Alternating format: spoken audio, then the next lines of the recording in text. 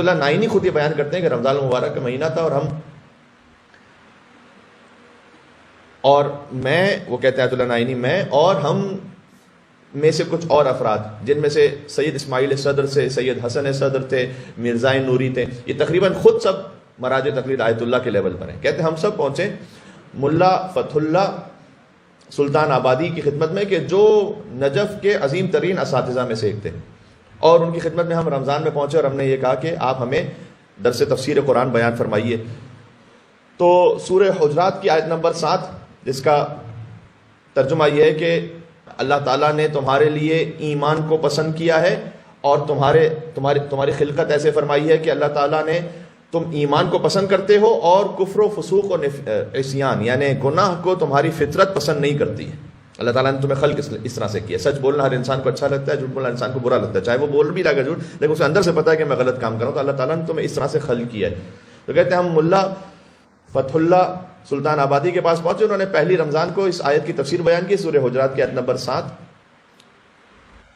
دوسرے دن پھر گئے اسی آیت کی تفسیر بیان کی ایک دوسرے مطلب میں. تیسرے دن رمضان میں پہنچے اسی آیت کی تفسیر بیان کی ایک اور مطلب میں. چوتھے دن پانچویں دن کہتے ہیں 30 رمضان کی راتوں میں ہم ان کے پاس گئے اور انہوں نے اسی آیت کی مختلف وہ تفاسیر بیان کی کہ جو ہم میں سے کسی کو نہیں معلوم تھی. یہ عوام الناس بیٹھ کے نہیں سن رہے ہیں، مراج تقلید بیٹھ کے سن رہے ہیں ان کا درس. ملا فتح اللہ سلطان آبادی خاک پائے امیر المومنین ہے. جو خاک پائے امیر المومنین اس تفسیر کو بیان کریں کہ جو مراج تقلید نے نہ سنی ہو 30 دن تک ایک ہی آیت کی. تو جب امیر المومنین یا آج کے جو حیدر کرار ہیں حضرت حجت امام زمانہ عجل اللہ تعالی فرجہ شریف جب وہ ظاہر ہوں اللہم صلی علی محمد و علی محمد،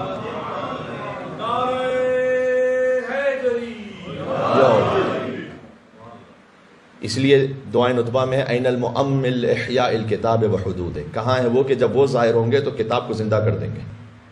لہذا امیر المومنین کے لیے روایت ہے کہ ابن عباس جو کہ حبر الامہ جنہیں کہا جاتا ہے انک آف دا نیشن، یعنی اتنی انہوں نے احادیث بیان کی اور مفسر قرآن سمجھے جاتے ہیں شیعہ و سنی تاریخوں کے مطابق.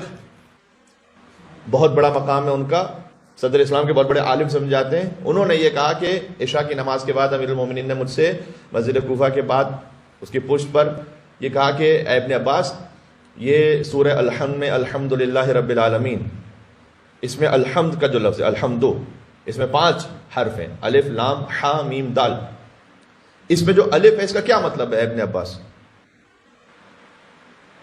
ابن عباس نے کہا کہ مولا الحمدو میں الف کا کیا مطلب ہے یہ تو مجھے نہیں معلوم. فتکلم بساعۃ، امام نے ایک وقت تک گفتگو فرمائی اس الف پر کہ الف کا کیا مطلب ہے. پھر امام نے پوچھا کہ ابن عباس جانتے ہو کہ اسلام کا کیا مطلب ہے؟ ابن عباس نے کہا مولا مجھے کیا معلوم کہ الحمدو میں لام کا کیا مطلب ہے. فتکلم ساعۃ، مولا کائنات نے ایک اور ساعت گفتگو فرمائی. یہاں ساعت سے مراد 60 منٹس نہیں ہے، ساعت سے مراد ایک وقت تک گفتگو فرمائی. اس کے بعد پوچھا ہا کا کیا مطلب ہے؟ کہا مولا نہیں معلوم. ہا پر گفتگو فرمائی، میم پر گفتگو فرمائی مولا نے، دال پر گفتگو فرمائی. پھر مولا نے کہا بس اٹھ جاؤ فجر ہونے والی. تو ابن عباس نے کہا مولا یہ کیا ہے؟ یہ الحمد میں ایک ایک حرف پہ جا گفتگو فرما رہے ہیں، مولا اس کی کیا حقیقت ہے؟ امام نے کہا کہ بسم اللہ الرحمن الرحیم میں جو با ہے اگر میں اس کی تفسیر کروں تو 70 اونٹیں کتابوں سے بھر جائیں گے، کہ پشتیں کتابوں سے بھر جائیں گے. سبحان اللہ.